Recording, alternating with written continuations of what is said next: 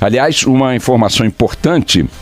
A Band News FM de Vitória ontem, inclusive a Verusca, que é colunista lá, participou disso. Fizeram uma entrevista com o presidente, acho, do TRE do Espírito Santo, sobre um assunto que eu até sugeri que o Jornal da Band hoje prepare uma reportagem mais detalhada e sobre o que pode e o que não pode vestir para ir votar. Né? Então, por exemplo, a camiseta do Bolsonaro, a camiseta de campanha do Bolsonaro é amarela, uma camisa do Brasil, né?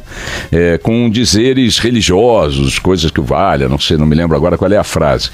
Pode, disse lá o juiz que pode, porque não é uma frase de campanha, é uma frase genérica, né? Que fala de Deus, fala de pátria, etc. Pode com camiseta vermelha, que é a cor do PT e, portanto, do Haddad, que vai para o segundo turno, se não for resolvida a parada no primeiro turno, pode, desde que você não tenha dizeres de candidatos, números de candidatos, coisas desse tipo, ou sigla de partidos, né? Agora, é importante que você acompanhe no noticiário de hoje, o Jornal da Band, como eu disse, vai apresentar esse tipo de reportagem mais tarde, para você não chegar na hora lá.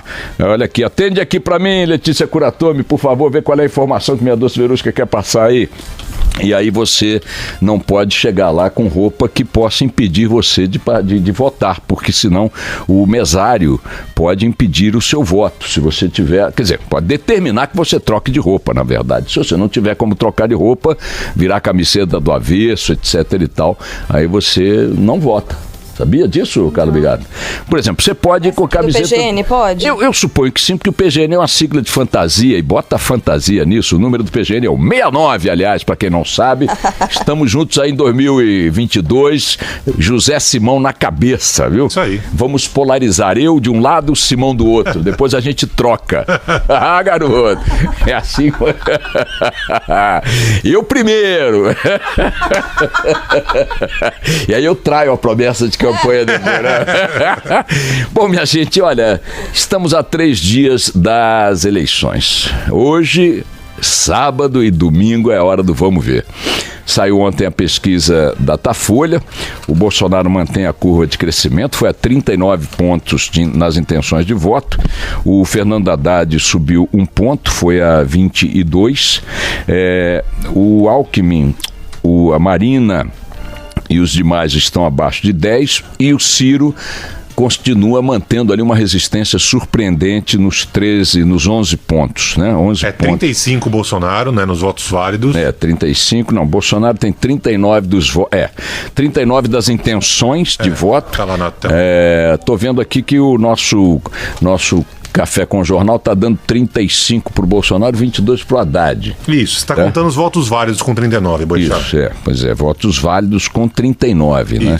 Então, a manchete da Folha de São Paulo, que encomendou a pesquisa Datafolha, já fez o cálculo com votos válidos, estimando, portanto, ou descartando, portanto, os votos de quem dá abstenção, voto nulo, voto branco, etc. e tal. Mas a pesquisa que tem valido até agora tem sido essa dos números absolutos. Nessa dos números absolutos, o Bolsonaro aparece com 35% das intenções de voto, o Fernando Haddad com 22%, o Ciro com 11 pontos. Na hora dos votos válidos, o Bolsonaro vai a 39%, o Haddad vai a 25% e o Ciro Gomes vai a 13%. Os outros estão abaixo de 10 pontos percentuais. Todos que estão disputando essa eleição, que não o Haddad e o próprio Bolsonaro, continuam, claro, com fé absoluta na sua própria chegada ao segundo turno. Possibilidade bastante remota a esta altura do campeonato. Seria necessário que o Ciro processasse um milagre, né? E o Alckmin 2 milagres, a Marina 3 milagres, para poderem ultrapassar o Haddad, que está em segundo lugar, e poderem ir ao segundo turno. Hoje também no Estadão, deixa eu ver se é no Estadão ou no Globo, a diretora-geral do Ibope, sustenta que a possibilidade de uma vitória do Bolsonaro no primeiro turno existe, mas é remota, uma possibilidade que ela considera remota, porque ele teria que crescer muito nestes 2 dias que faltam para a eleição, para a decisão da eleição. Então a expectativa mesmo, segundo os especialistas, é que tenhamos aí o segundo turno entre Haddad e Bolsonaro, com uma vantagem na votação de domingo para o Bolsonaro, uma vantagem não desprezível, bem significativa.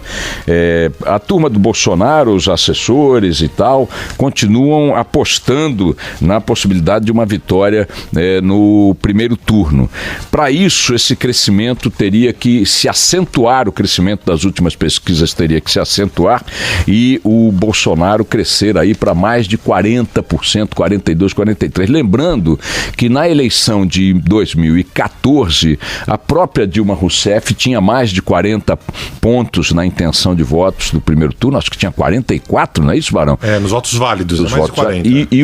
E houve segundo turno. A Márcia Cavallari, portanto, do Ibope, diz que, hoje, na entrevista ao Globo, diz que é uma possibilidade muito remota, embora exista essa possibilidade. Bolsonaro está com 39, né, nos votos 39 válidos. Dos votos válidos. Teria que ir aí a 48, 49... 50% 45, mais um, né? Mais um dos válidos, né? Então, é um cenário que muito provavelmente nos colocará diante de mais aí, 3 semanas de disputa eleitoral muito acirrada. Ela prevendo um segundo turno muito disputado e chamando esse segundo turno do segundo turno da rejeição. Será uma disputa entre rejeições, né? Já que tanto Haddad quanto Bolsonaro estão com índice de rejeição acima de 40%, 45% para o Bolsonaro, 40% para o Haddad. Ela chama atenção também para o fato de que houve avaliações ou projeções equivocadas dos especialistas, né? Chamando, por exemplo, o índice de desinteresse na eleição. Quando a campanha começou, o índice de desinteresse em maio era de 42%, pessoas que declaravam não ter nenhum interesse na eleição. Em 2014, para vocês terem ideia, esse índice era de 30%, bem menor, né? Agora, nas primeiras pesquisas deste ano, quase 30% diziam que iam votar branco e nulo. À medida em que a campanha foi começando, esse índice baixou para 11%. E ela diz o seguinte: o que esses índices mostram é que a eleição começou com um clima de desinteresse acima do patamar histórico, mas isso foi revertido, a polarização mudou este ambiente. Então, também a abstenção, ela diz que ainda não é possível saber neste ano qual vai ser o índice de abstenção, mas chama atenção para a questão do biométrico, né, do registro biométrico, porque muita gente não conseguiu fazer. O TSE eliminou aí algo como 3 milhões de eleitores que não se cadastraram, não fizeram cadastramento biométrico, e ela diz que esse é um dado que vai impactar o índice geral. Em relação ao voto branco e nulo, não dá para dizer hoje que haverá um aumento, como também se previa. Por que eu estou destacando aqui as observações da Márcia Cavallari em relação a esta eleição, a participação do eleitorado nesta eleição? Para além da questão do voto obrigatório, que é um absurdo da nossa legislação, assim como é um absurdo a propaganda gratuita na televisão e no rádio, invadindo a casa das pessoas, estes são absurdos que eu espero que caiam por terra em novas reformas da legislação política, mas para além da obrigação, há um fato inegável. Esta eleição, até em função do mau aspecto que é a polarização exacerbada, todo mundo está muito mobilizado. Todo mundo está muito interessado na discussão.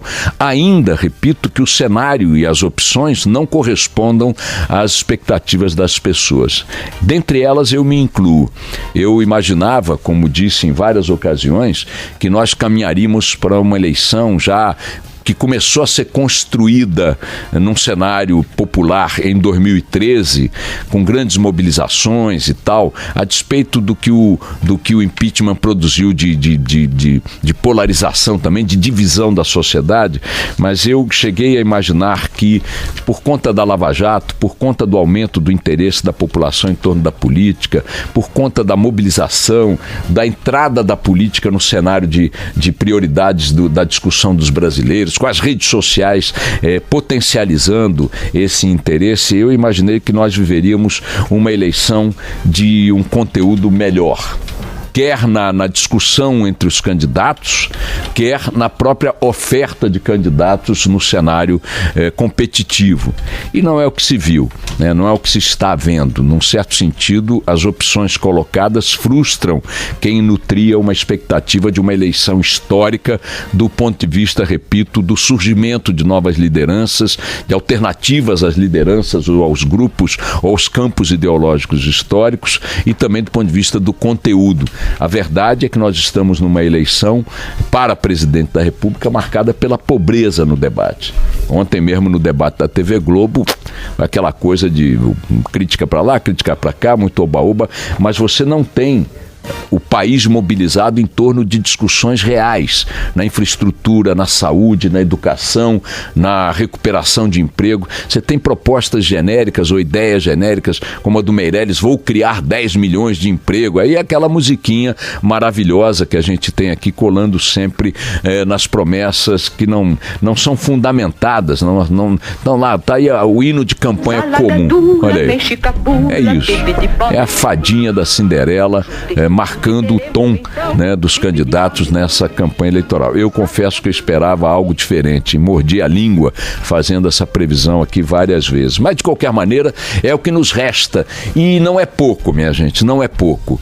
Quando você vê que os próprios especialistas no institutos de pesquisa, etc e tal, mostram que esta eleição terá uma participação muito elevada dos eleitores, baixo nível de abstenção, aumento no nível de interesse, por mais distorcido que seja o cenário, por mais pobre que seja a oferta de candidatos, né? O fato é que o brasileiro, mais uma vez, vai às urnas, mesmo que dividido, mesmo que fragmentado entre duas campanhas de posições extremas e opostas, mesmo assim isto é uma reafirmação da crença, da fé, né? Do investimento do brasileiro na democracia.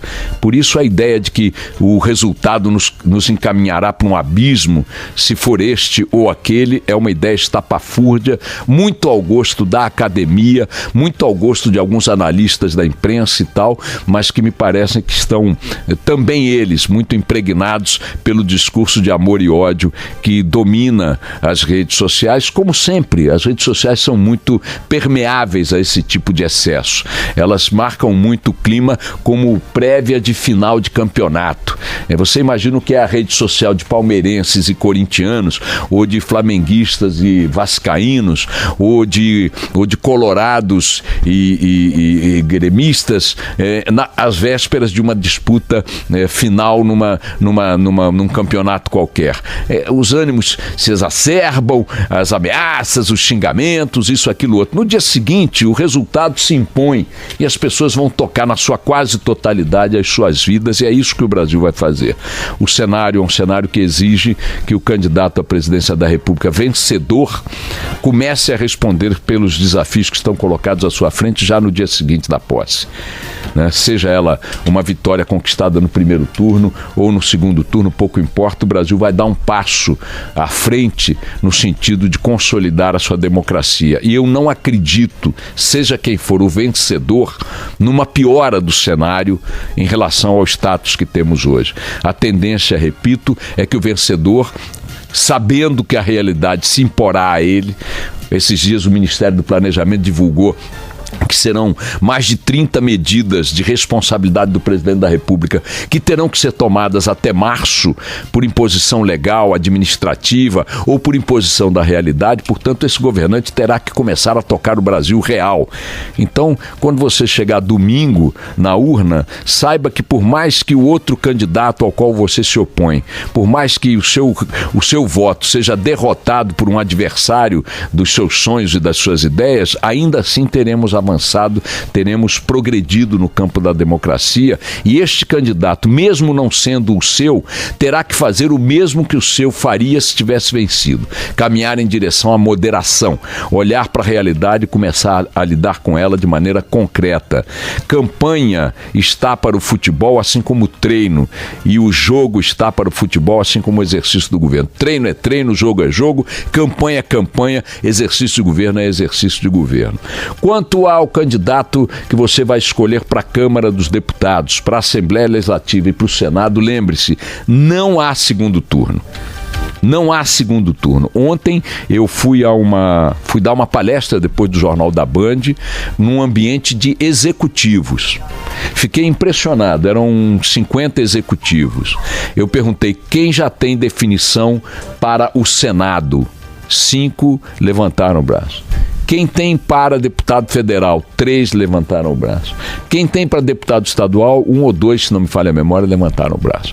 Ou seja, nós não estamos olhando para as campanhas proporcionais, que são aquelas que vão compor o Congresso Nacional e as Assembleias Legislativas. Eu já fui aqui influenciado pelo Barão, me deu uma grana e tudo mais, já tenho aqui meus candidatos, e fiz uma escolha, como ele fez também, que partiu de um pressuposto que eu acho que vale como ideia. Se você está indefinido, procure concentrar sua pesquisa do nome em candidatos que não faziam parte do cenário político. Pode ser que isso frustre alguma expectativa nossa, mas pelo menos é uma tentativa de introduzir alguém de fora do ambiente político nesse ambiente, para ver se mudam os parâmetros da coisa pública e da gestão pública no Brasil, da prática política no Brasil. Eu desejo sinceramente que nós todos possamos fazer escolhas que nos levem a um país melhor. Vamos tocar o barco aí, Eduardo Barão. Vamos lá.